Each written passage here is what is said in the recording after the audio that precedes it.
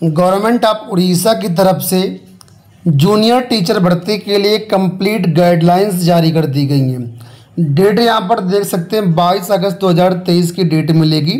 और यहाँ पर सब्जेक्ट लाइन में देख सकते हो guideline for engagement of junior teacher. तो यहाँ पर आपको बता दें प्राइमरी और जूनियर दोनों तरह के शिक्षकों की भर्तियाँ होंगी। इस नोटिफिकेशन में इस शासनादेश में कंप्लीट जानकारी दी गई है कि कौन कौन से अभ्यर्थी इसमें पात्र होंगे आवेदन करने के लिए, क्या एज लिमिट रहेगी, क्या सिलेक्शन प्रोसेस रहेगा, सिलेबस क्या रहेगा, सारी जानकारी। तो कंप्लीट वीडियो को देखिएगा क्योंकि बहुत ही अच्छी वैकेंसीज हैं। 20,000 पदों पर ये वैकेंसीज आने वाली हैं। तो सबसे पहले अगर हम बात करें वैकेंसी आएंगी कब, उसी पर चर्चा कर लेते हैं। तो ये वैकेंसी आपको सितंबर में देखने को मिल जाएंगी, ठीक है। सितंबर 2023 में वैकेंसी देखने को मिलेंगी और एक उम्मीद है कि दिसंबर तक इसकी परीक्षा भी करवाई जा सकती है। तो अगर आप यहाँ पर गवर्नमेंट टीचर बनने के इच्छुक हो तो कंप्लीट वीडियो देख लेना, साथ में चैनल को भी सब्सक्राइब कर लेना। तो यहाँ पर देखिए हम लोग नोटिफिकेशन में ऊपर चलते हैं। तो यहाँ पर देखिए अब पहले बताया गया है कि the right of children to free and compulsory education act 2009 came into force 1/4/2010। और आगे यहाँ पर सारी बातें लिखी जो राइट टू एजुकेशन है उसके बारे में यहाँ पर सारी चीज़ें बताई गई हैं। अब यहाँ पर जो मेन चीज़ें हम यहाँ पर नीचे आते हैं और यहाँ पर सारी चीज़ों को समझते हैं। तो यहाँ पर देखिए एडवर्टाइजमेंट के बारे में बताया गया कि एडवर्टाइजमेंट कैसे आएगा, क्या क्या प्रोसेस होगा। तो बताया गया है कि OSEPA on behalf of school and mass education department will publish an advertisement in widely circulated Odia and English daily newspaper inviting online applications from intending candidates for engagement as junior teacher schematic.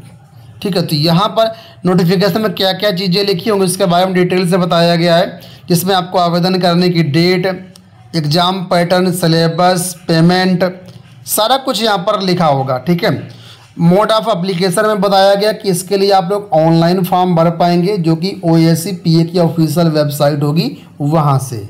ठीक है, अब main बात करते हैं हम eligibility criteria को लेकर के। तो क्या यहाँ पर BEd कैंडिडेट एलिजिबल होंगे प्राइमरी में या नहीं होंगे, इस चीज़ों को हम विशेष तौर पर फोकस करेंगे। तो यहाँ पर देखिए बताया गया है, सबसे पहले बात की कि कैटेगरी फर्स्ट की 1 to 5 टीचर्स की यानी प्राइमरी टीचर्स की। ठीक है, तो यहाँ पर देखेंगे क्या क्या क्वालिफिकेशन है। तो पहले नंबर पे बोला गया है अपने हायर सेकेंडरी किया हुआ है, +2 किया हुआ है और कम से कम 50% मार्क्स हैं अपने, साथ में 2 साल का डिप्लोमा इन एलिमेंट्री एजुकेशन किया हुआ है, तो आप इसके लिए पात्र हैं। तो ये तो बात हो गई 12वीं के बाद जिन्होंने DELED कोर्स किया हुआ है।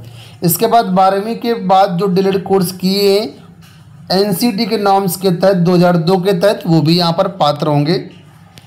नंबर 3 पर बोला गया यहाँ पर कि आपने +2 किया हुआ है यानी 12वीं पास हैं 50% मार्क्स के साथ, और आपने BLED कोर्स किया हुआ है, तब भी आप प्राइमरी टीचर के लिए फॉर्म भर सकते हैं। आपको बता दें BLED कोर्स जो होता है 4 वर्षीय कोर्स होता है और इंटर के बाद सीधे हो जाता है।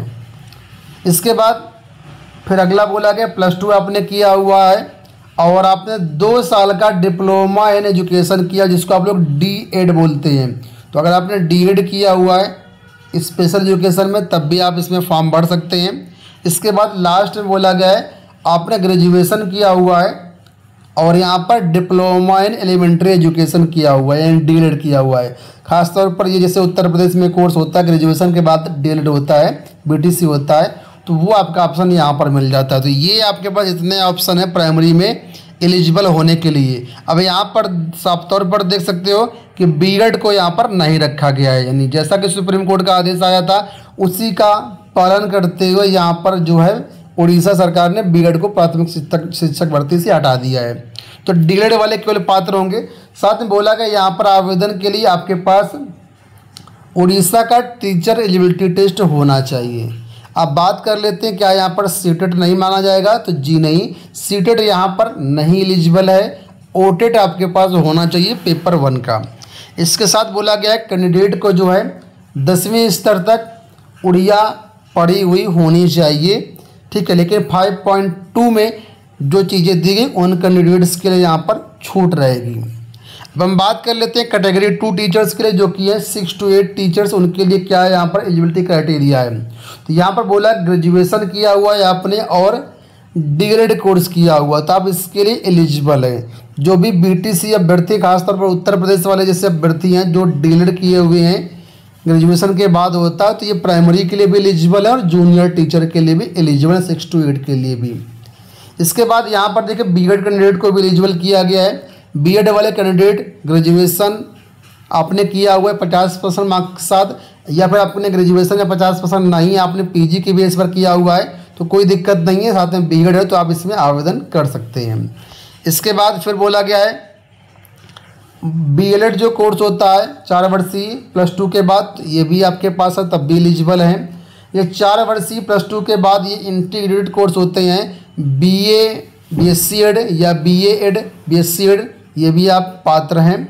इसके बाद लास्ट में बोला गया है कि अगर आपने ग्रेजुएशन किया हुआ है और 1 ईयर बीएड का स्पेशल एजुकेशन कोर्स किया हुआ है, डिप्लोमा किया हुआ है, तो भी आप इसके लिए पात्र हैं। यानी 1 ईयर बीएड जो होता है स्पेशल एजुकेशन में, तो भी आप पात्र हैं। और यहाँ पर एक पॉइंट और है, अगर आपने पीजी किया हुआ है 55% मार्क्स के साथ और 3 साल का जो आईटीपी कोर्स होता है बीएड एमएड, तो भी आप पात्र हैं। साथ में यहाँ पर भी आपके पास उड़ीसा डेटा होना चाहिए और क्लास 10 तक उड़िया लैंग्वेज आपने पढ़ी हुई होनी चाहिए, बशर्ते 5.2 में कुछ छूट दी गई है। अब 5.2 में क्या छूट दी गई उसको आप यहाँ पर आप लोग देख सकते हैं।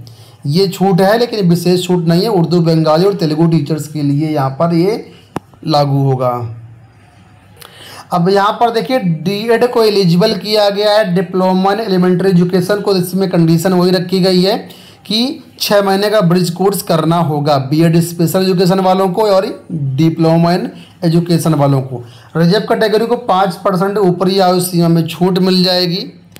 अब यहाँ पर हम बात कर लेते हैं एज को लेकर के। देखिए यहाँ पर मिनिमम जो एज है वो 18 ईयर्स से 18 साल है और मैक्सिमम एज यहाँ पर 38 ईयर्स रखी गई है।